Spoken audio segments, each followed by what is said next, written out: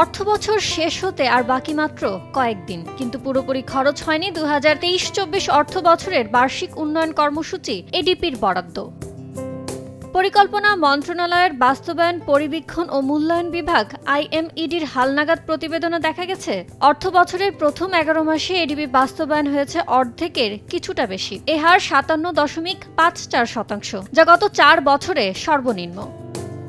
2023-24 অর্থ বছরের জুলাই থেকে মে মাস পর্যন্ত সময়ে এডিপি বাস্তবায়নে খরচ হয়েছে 1,46,375 কোটি টাকা। অথচ এই অর্থ বছরে এডিপির সংশোধিত মোট বরাদ্দ 2,54,391 কোটি টাকা। সে হিসেবে অবশিষ্ট এক মাসে খরচের লক্ষ্যমাত্রা দাঁড়িয়েছে 1,08,016 কোটি টাকায়।